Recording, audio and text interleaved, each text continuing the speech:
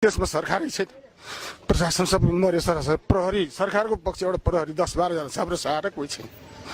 त्यस्तो छ अवस्था। कति जति पुगेको अनुमान गर्न सकिन्छ? मान्छे धेरै पुग्यो, कति पुग्यो खोइ थाहै छैन। अब अहिलेसम्म चाहिँ अब 150-200 मान्छे कति भेट्यो, अरू कति भित्र छ। सबैको घर छैन, बास छैन, एउटा तिरपाल छैन, एक माना चामल छैन, खाने केही छैन। जनताहरू यसरी मरिरहेका छ। देशमा सरकारको भर्ती छैन, सरकारै पनि मरेको छ अवस्था छ अहिले देशमा। चाउर पनि छैन, बस्ने चाउर खाने कुरो केही छैन, भाँडा कुँडा जम्मै थिचेर छ। के गरौँ अब, कहाँ जानु, के गर्नु, मरौँ पाए हुन्छ बरु। उहाँको पनि बुहारी बित्यो हिजो।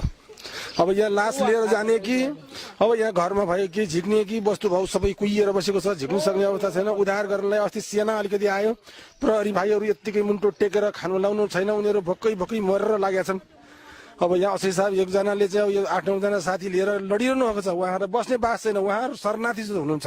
उहाँहरूको लुगाहरू हेर्नु सबै कामीको जस्तो भइरहेछ, खानु पाउनु भएको छैन। बस्ने ठाउँ पनि एम्बुलेन्स राख्ने क्वार्टरमा, एम्बुलेन्स राख्ने ठाउँमा चाहिँ असै साहबहरू बसिरहनु भएको छ। यो बेला सरकार छैन, मन्त्री छैन, माननीय छैन, कोही छैन देशमा। सबै मरे सर भएको छ, मर्या छ, स्वास्नी मर्या छ। अहिलेसम्म यो बच्चाहरू निकाल्नु सकेको छैन। स्वास्नी मरेको मान्छे यहीँ छ, अहिले केटा यहीँ छ, यही केटाको छोरा पनि यसको, स्वास्नी पनि यसको।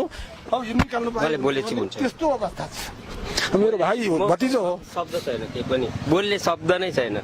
के बोल्ने मैले, के चाहिँ बोल्ने, के नबोल्ने, के गर्ने के नगर्ने अन्यलमा छु। घरमा बुढी छोरी सबै